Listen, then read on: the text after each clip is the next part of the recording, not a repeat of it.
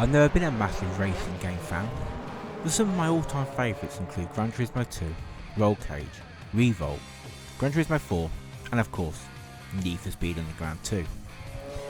For me, the PlayStation 2 represents a huge part of my life. I was in my early teens back then, when life felt a lot simpler.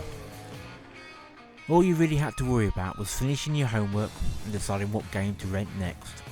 I remember picking up Game Master magazine, staring at the pictures of new releases and getting lost in them, even though I couldn't really read back then.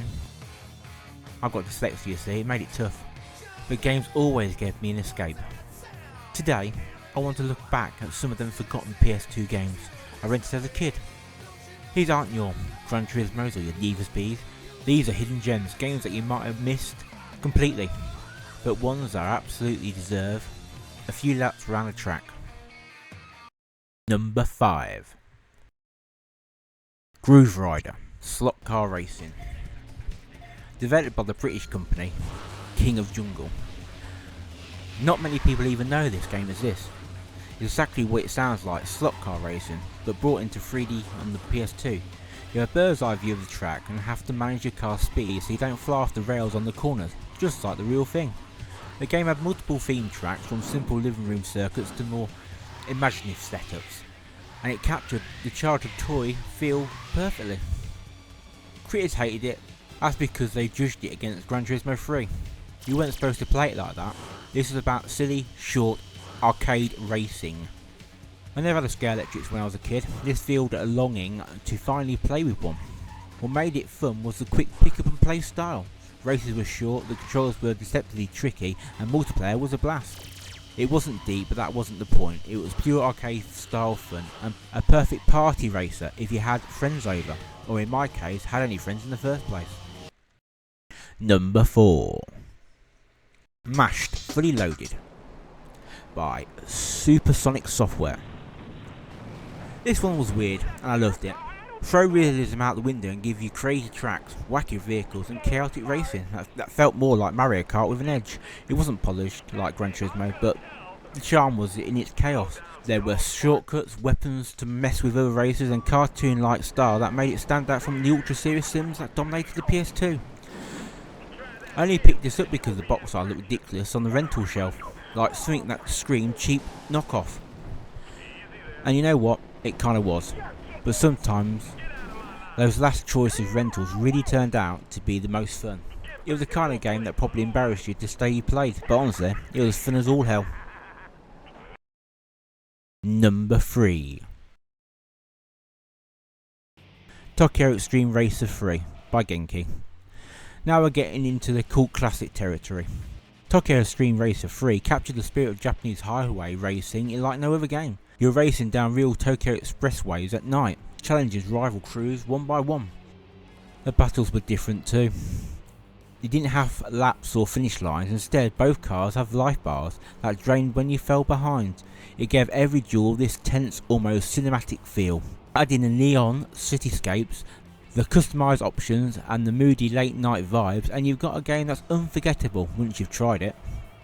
I remember renting this because everything else was gone. It was sitting there lonely on the bottom shelf, and I thought, well it's racing, how bad can it be? The random choice ended up giving me one of the coolest gaming memories I've had as a teenager. For me, it was the closest I ever got to feeling like part of a crew, because in real life I wasn't exactly anyone's first pick to join anything, but in this game, for a few nights, those highways felt like mine. Number 2. Enthusia Professional Racing by Konami. This is Konami's answer to Gran Turismo. On the surface it looked like just another serious sim, but Enthusia had a lot of clever ideas. It used a ranking system that rewards skills over just winning. So you didn't always need to be the fastest car to succeed, you just had to actually drive well. It also had a physics system that felt more alive than most PS2 races, with things like body roll and suspension shift being more noticeable than in Gran Turismo 4.